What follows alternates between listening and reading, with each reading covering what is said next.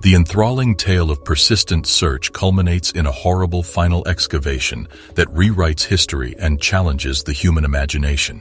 Prepare to be astounded because reality is more magnificent than your wildest dreams. It's the Lagina brothers again. During the final phase of excavation at Oak Island, they made a terrible discovery with their crew. On the 140 acres of the supposedly cursed Oak Island, the Lagina brothers and metal detector expert Gary Drayton have primarily discovered clay, wood, and metal implements. But they have also discovered a number of rare artifacts.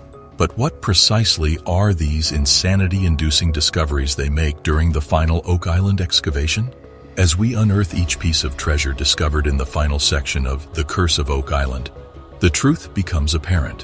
When the excavation reached a depth of 190 feet, a subterranean vault that had been concealed for a long time was discovered.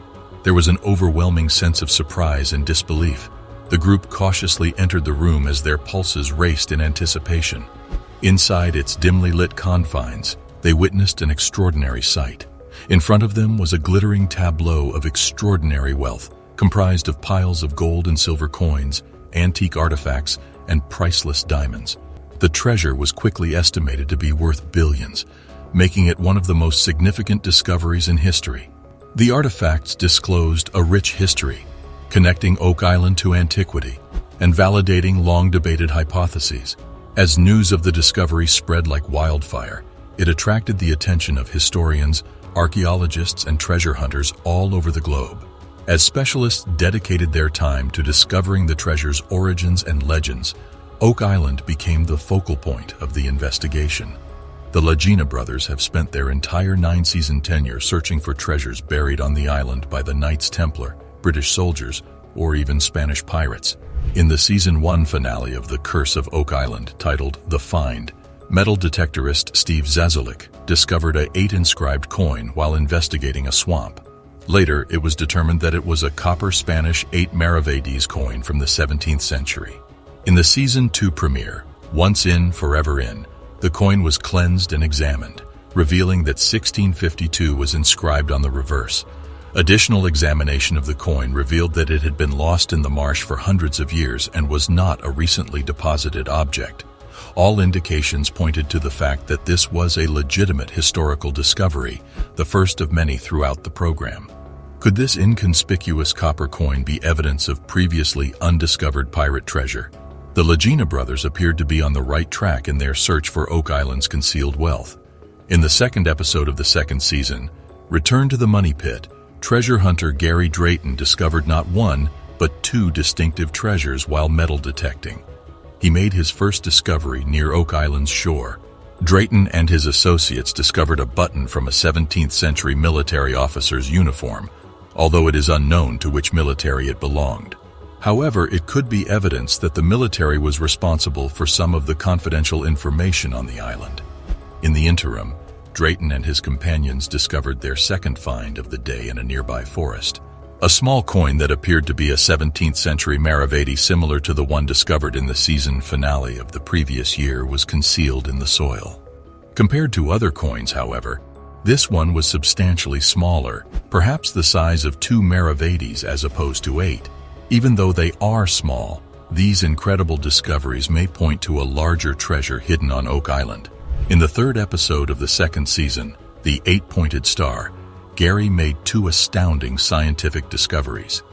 This time, Drayton and his companions discovered 2 17th century King Charles II Britannia coins buried beneath the pebbles and pyrite strewn along the coastline.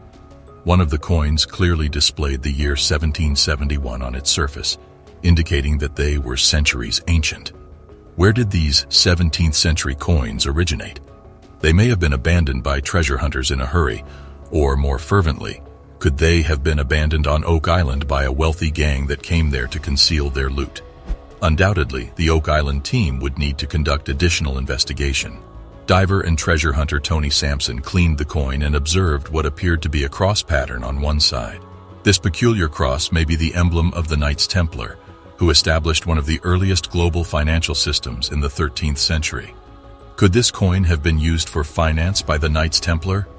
Who can say? What initially appeared to be the discovery of a small Spanish maravedi coin may in fact be a crucial clue leading to a large amount of Knights Templar treasure concealed on Oak Island.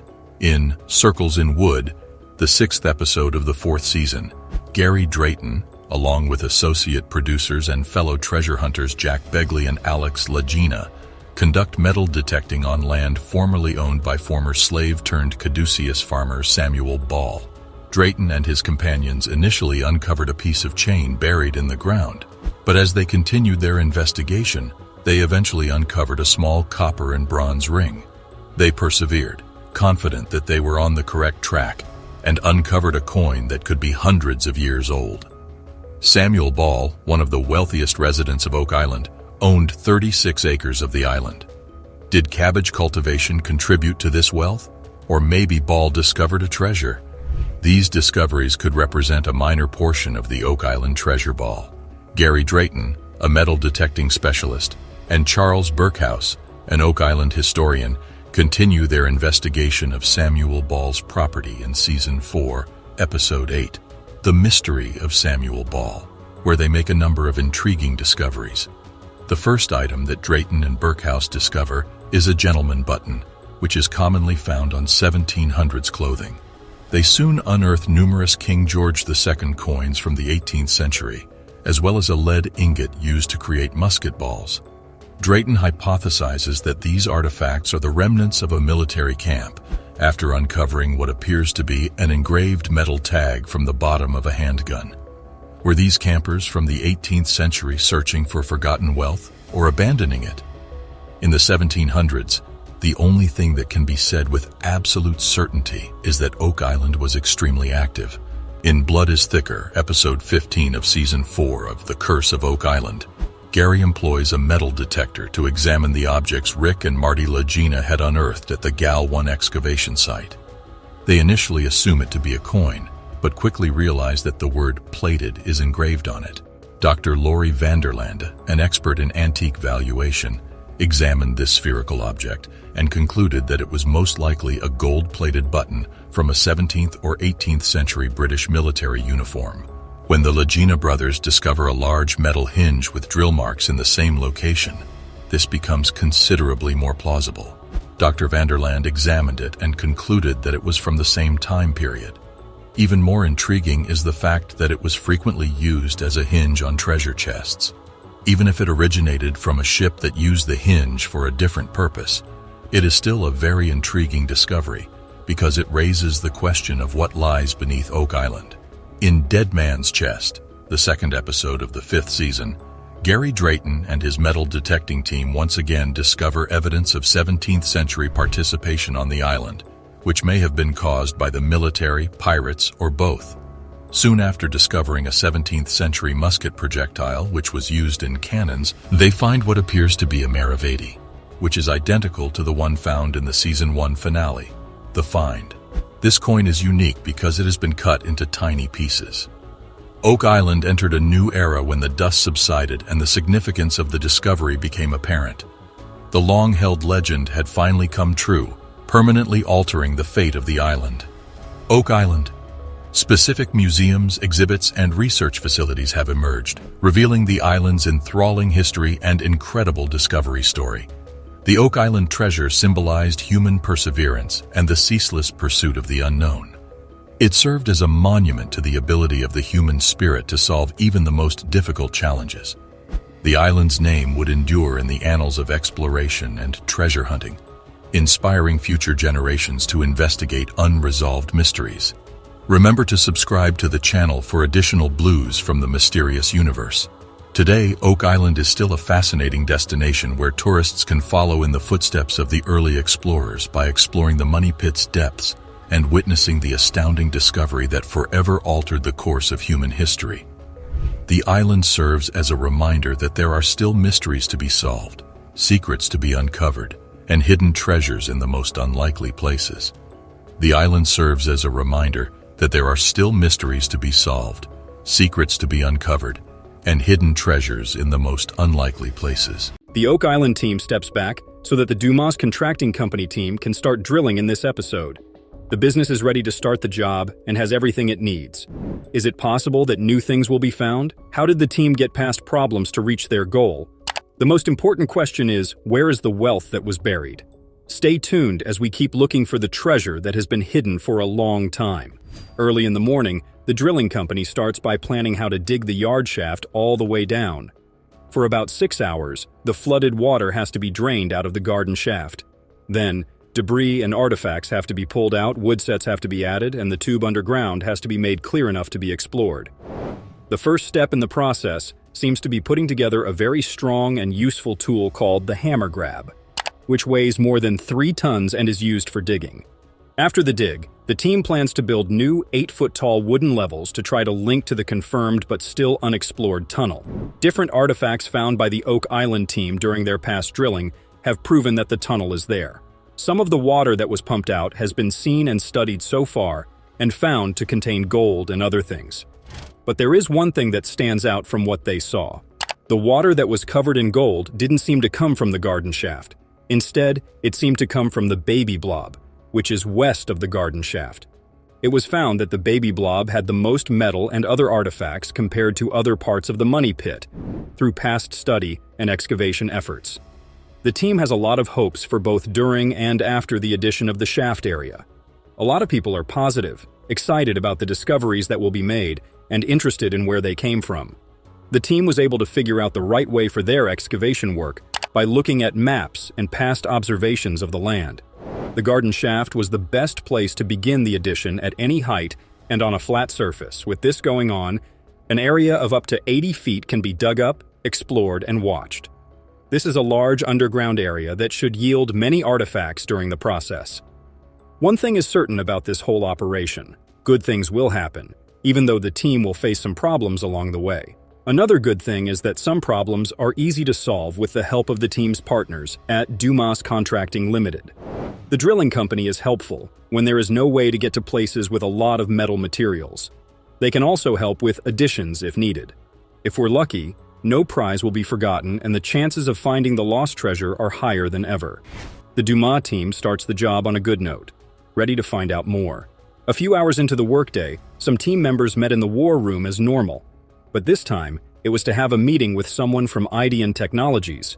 The purpose of the meeting was to go over the scientific reports of the money pit. A lot of the Oak Island team seems worried about what the reports might say. The study was mostly useful, and the Lagina Technology team worked hard to make sure it was correct. In the money pit area, the tech team put about 14 monitors into 5 boreholes. It's very, very deep, but most of the sensors were only 80 to 250 feet below the ground. This is very, very close to the tube. It wasn't just recently that the investigation was done. It happened as early as 2021, and it took almost 2 years to do all the necessary studies. This means that the report's conclusions are not based on quick observations, but on thorough study and testing. Based on the story, it looks like the sensors could pick up muons even when they were buried several feet deep.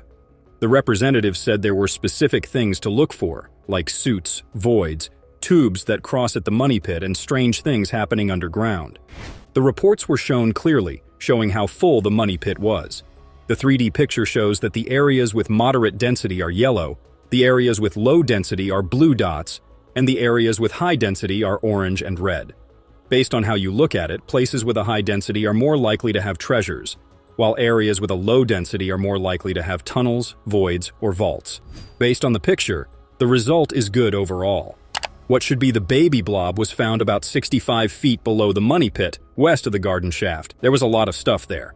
More than 112 feet below the surface, however, there is a low-density area.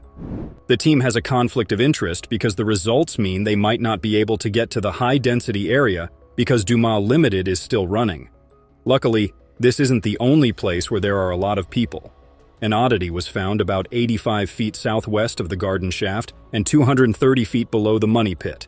It had a much higher density than other places. This information makes everyone think of their potential. It looks like Oak Island might have more than one prize. This fact has never occurred to searchers in the past or present until now. The team is willing to learn more about what has been found and agrees to use careful digging to try to find out more about the island. As the minute went on, another report was made about an odd, low-density area that Oak Island's team seemed to have looked into. It's different from other low-density, concentrated areas because it seems to cover a mythical, important spot. There have been many attempts to find Aladdin's cave, but it has been hidden by the void for a long time. The L15 hole was drilled, and a big hole was cut at the SDW of the garden shaft just a year ago. The cave was about 40 feet long and 12 feet wide, and there were drawings and other signs of human activity inside. When people were asked about the water in Aladdin's cave, they said it was heavily contaminated with heavy metals, and it looks like the water has some gold in it. It's possible that the cave has been found before, but if not, it has now because all the signs point to it being the right place for the mythological place to be. The report from Ideon Technologies has changed the game and taken a big step forward in finding the prize. Right now, they have exact places, clear goals, and a plan for how to drill. This is a great result that shows that the years of study were very useful. Luckily, L15 can be drilled right away because it is not near the garden shaft. Drilling can start as soon as it is planned to. The meeting went very well because it proved what most of the team already knew. There was more than one treasure at and near the money pit. I think we can all agree that technological progress was a big part of solving many of Oak Island's secrets.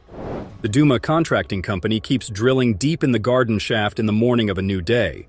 This time, they are going to dig up L14, Aladdin's cave. On the other hand, archaeologists at Lot 5 keep digging deeper into the stone wall of the rectangle depression that was built to hide the treasures. Some finds have been made, as expected.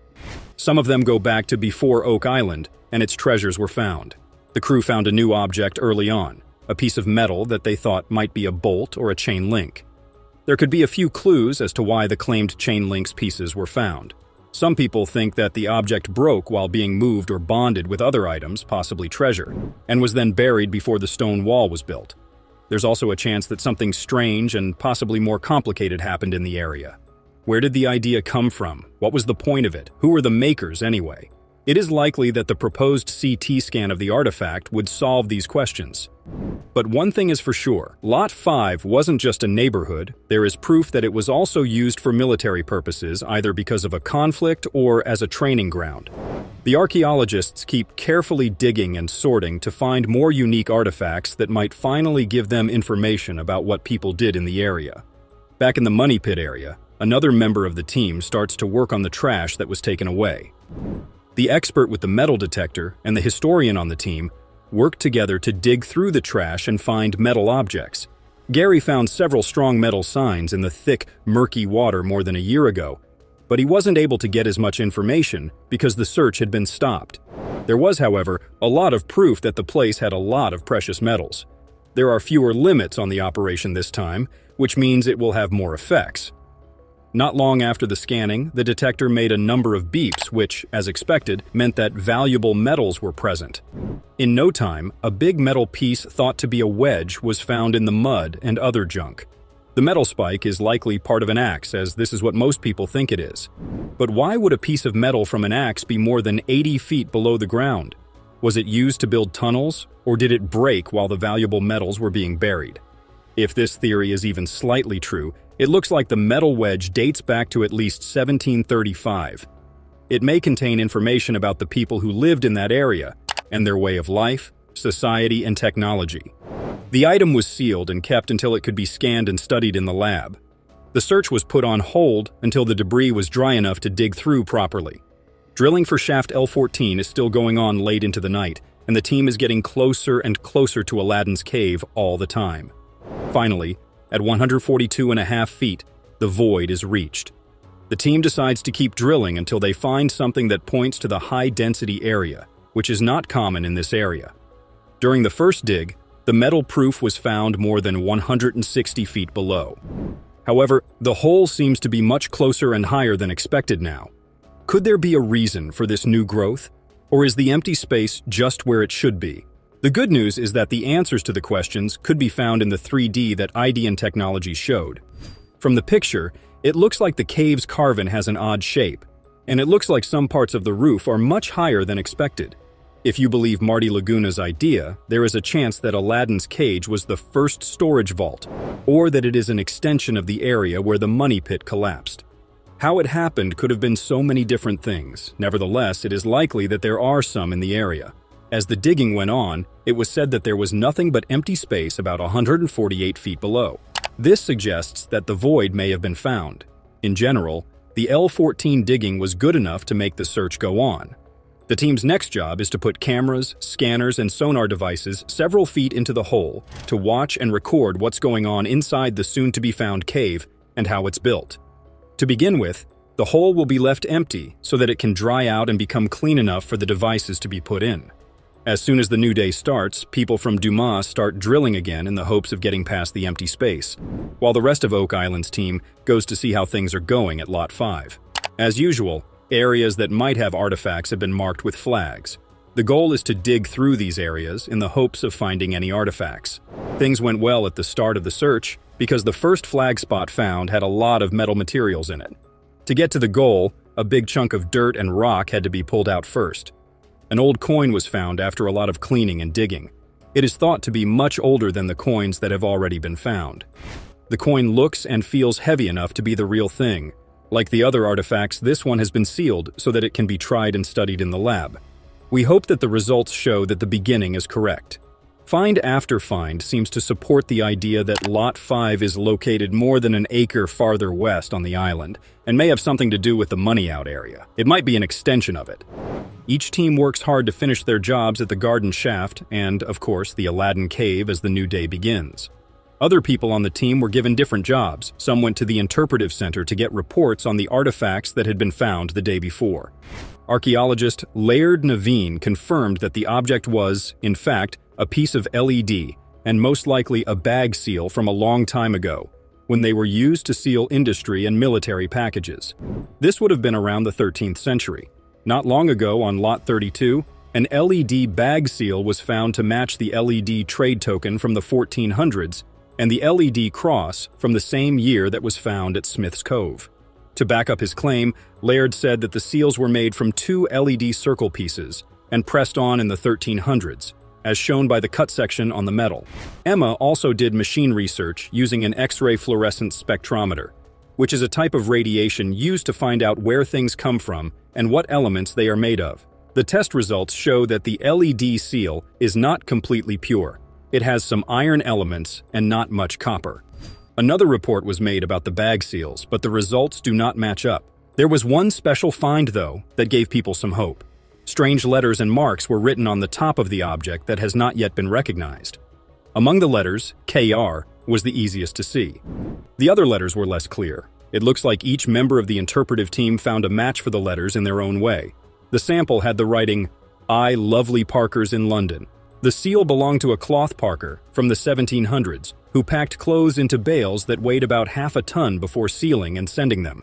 The seal found in Lot 5 could belong to the same person. There is a very good chance that things like military uniforms, weapons, maps, food, medicine, and other things like that were packed up, sealed, and sent to Oak Island at some time. It was said that the business was Army Parkers, which could mean that Lot 5 is a military base or a secret arms operation on the island. So far, the company's century has not been proven, but an entry's location suggests that it was founded around 1808. The fact that the letter I was used instead of J in the writing on the seal proves that it is much older than it seems. This way of writing I stood for John before it became outdated because of changes in language, but it has been used since 1524. It looks like the island keeps giving us clues to help us figure out what's going on. There's a chance that the British military and the Parkers did some things together in the 1500s. The real question is, what was delivered? The seal could have been left by someone looking for the lost riches. This person could have had tools, supplies, medical care, or whatever they needed at the time. The guess is that it might be hard to figure out who it is. However, literally and figuratively, we might never know. Back at Lot 5, Jamie Kuba says that the archaeologists are making progress in digging carefully into the square depression. But a new project has been started to use genomics EM38B to scan the area near the rectangle feature and look for artifacts. The archaeological department has an electromagnetic induction device. The gadget's job is to find out how the pressure force changes the ground. The soil is changed by things like floods, fire, erosion, and the movement of soil layers. It is still possible to figure out what happened at the site, even if the proof has been washed away or is almost gone. The EM38B uses its magnetic pulls to find buried metal objects, buildings made of wood or stone, and damage or disturbance caused by people. While testing EM38B, Jamie was told that something strange was going on in a certain place. It's pretty close to the circular depression, which could mean something and link the two places together in some way. Beforehand, there were set places to explore that were marked with ropes spaced about 50 centimeters apart. This makes it easy to check the breadth to see how big the problem is, how long it is, and exactly where it is. With this feature, the team isn't just searching randomly, they're searching in places that have been specifically chosen. As another morning sun goes down, the team gets ready for the work of the day. We start the day with a video call with Craig Tester and the rest of the team. The aim of the meeting was to read the carbon dating report of 100-foot deep wood samples that were taken more than a week ago at the C5N27 borehole. The wood came from a recently found shaft that went into the baby blob and was located directly east of the garden shaft. If you like the movie so far, please subscribe to the channel. Reports say that a piece of wood was carbon dated and found to be between 53.2% and 1811 years old, 25.5% to 1644 years old, and 16.7% to 1950 years old. The wood looks like it came from an outer edge tree and was cut down around the same time. Based on this information, the wood seems to be from a time before treasure hunters came to the island. This means that the tunnel was built by the people who first put the treasure there, not by someone who was looking for treasure. The Oak Island team is thrilled with this news. It proves that they are in the right place to drill the C5N27 hole, and they will soon be able to fully enter the tunnel. This tube could be an addition to the money pit or a way to get to it. It will become clear over time. It's also possible that C5N27 is bigger than what we think it is, especially in terms of length. There's no question that the money out and the tunnel at C5N27 are connected. Perhaps by digging deeper into the garden shaft, a link to the tunnel and a whole new discovery could be made. The information we have about C5N27 is more than satisfactory. It gives us hope for the search that lies ahead and for the amazing finds that will definitely be made. The Oak Island team looks excited to keep looking for the lost loot. This time, though, they are a little closer to discovering its home and hopefully taking the treasures out of the boxes.